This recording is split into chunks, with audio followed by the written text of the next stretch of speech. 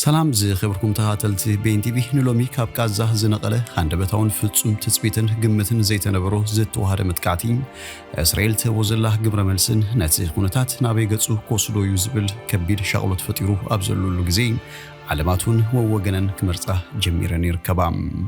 ዓቕሚ ሓማስ ሙሳኽ ስለያ እስራኤል ኣብ ዝብል ድሃሳስ ናባኹም ክነብሎ ኢና። ክሳብ ፍጻሜ መደባትና ምሳና ክትጸንሑ እንዳሓተትና ሳብስክራይብ ከምኡን ናይ ደወል ምልክት ብምጥዋቕ ስድራና ንኽትኾኑ በኣኽብሮት ንሓተኩም ሰናይ ጸንሖት።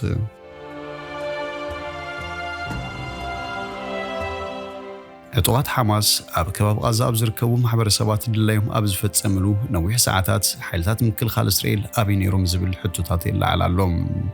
እቲ ሰራዊት ቁልጡፍ ግብረ መልሲ ኣብ ምሃብ ፍጹም ፈሽሉ ይብል ሓደ እስራኤላዊ ንሱ ከም ዝበሎም እቶም ኣብ ትሕቲ መጥቃዕቲ ዝኣተዉ ማሕበረሰባት እቲ ወታደራዊ ሓይሊ ክሳብ ዝመጽእ ኣብ ዝጽበይሉ ዝነበሩ እዋን ናይ ገዛእ ርእሶም ሲቪላዊ ሓይልታት ምክልኻል ክምርኮሱ ነይሮም ይብል።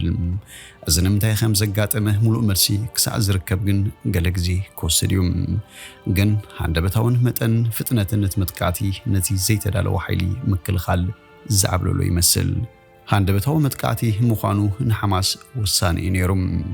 ሰለያ እስራኤል ብዛዕባ እቲ ሓማስ ዝሓንፅፆ ውጥን ክፈልጥ ኣይከኣለን።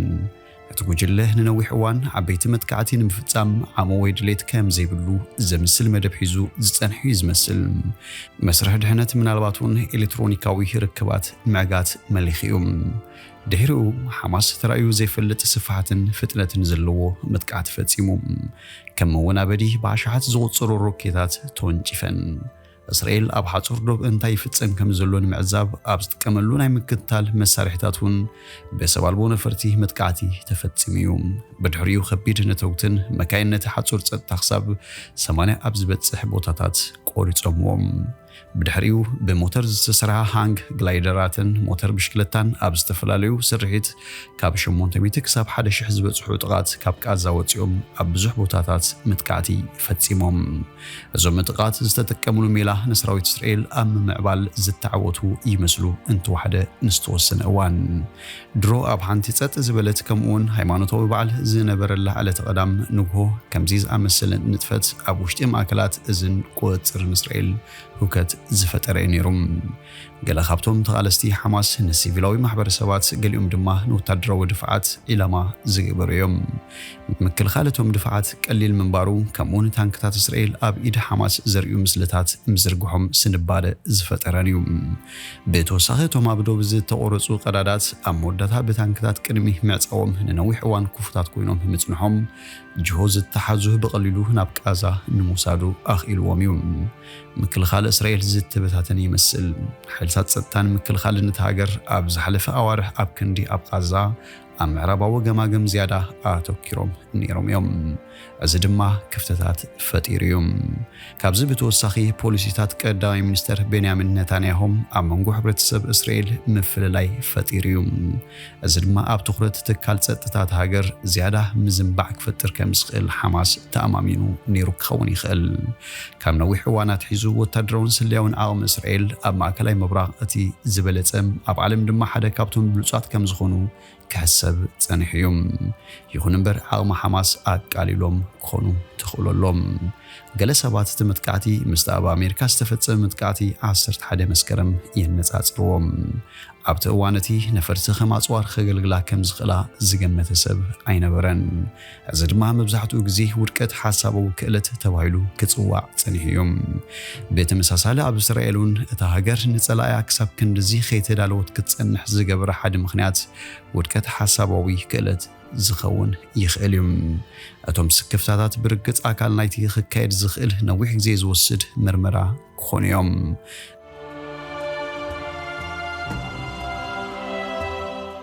እስራኤል ትህቦ ዘላ ግብረ መልሲውን ነቲ ኩነታት ናበይ ገጹ ክወስዶ እዩ ዝብል ከቢድ ሻቕሎት ፈጢሩ ይርከብ። ሰራዊት እስራኤል ዋላ እውን ብክልቲኡ ወገን እስራኤልን ጋዛን ቁፅሪ ዝሞቱ ሰባት እናወስኸ ኣብ ዝኸደሉ ዘሎ እዋን ውግእ ክሕይሉ ይኽእል ኣጠንቂቑ እዩ።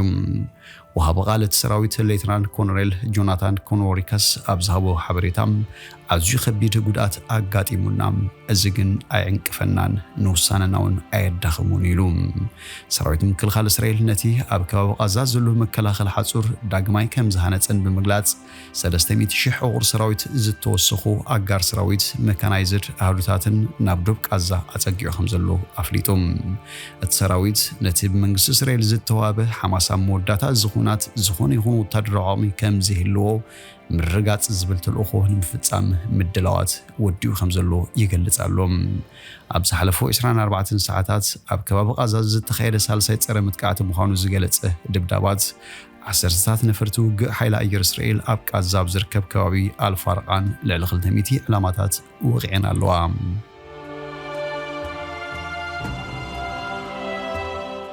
أبز وانا بإسرائيل زموت سبات مبزحتهم سيفيلات كوينهم لعليش عن كل تيميتن كبتسحون كلهم لعلي كل تشعين شوعات تيميتن سبات قوسيلهم كم زلو تفليتو لهم سبب السلطان كازا دما تشعات تيميت سبات كم زموتو يقلسهم سراويت إسرائيل نو تدروي بوتاتات حماس بنفرتي يدبدب كم زلو بمفلات حماس وتدروي معسكراتو أبقل سيفيلاو هنساتات إيو دكينو خبل يقلسم قدامي منستر إسرائيل أزوم متقاعتي زفتسمو سبات كاب داعش زخفو يوم كبل مس بريزيدنت جو بايدن أب زقبرو زرب تليفون بمغلات لتا أمريكا زقبرو تودقف أمسكينوم جو بايدن حماس أبلع إسرائيل زفتسمو زلو ترايو زيفلت متقاعتي وتسو سيطاناوي كبل كونينوام أمريكا نإسرائيل اتهو تدرو حاجز إن عبيز متزلو خينوم أزوار زعنت فلاميتي نفاريت سولس مشيت نابدو إسرائيل هاتيايام لعلواي وكيل قدات وصاح حبرة أوروبا جويسيب بورل إسرائيل أبقى زهبتو ملاش أهوراو حقي زتحسك خون كم زغل قليسوم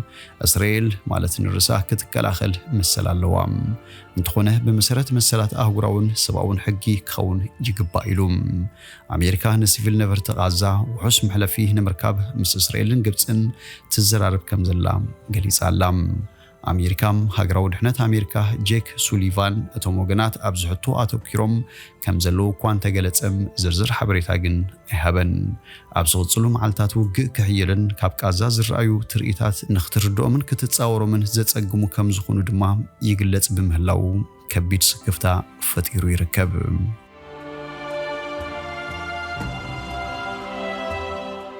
زي خبركم تهاتلتي نلو مزبلنا يوم دف ازي نيرو دقيمنا مسانا بمسنحكم بلبنا مسكن ببزلهم سلام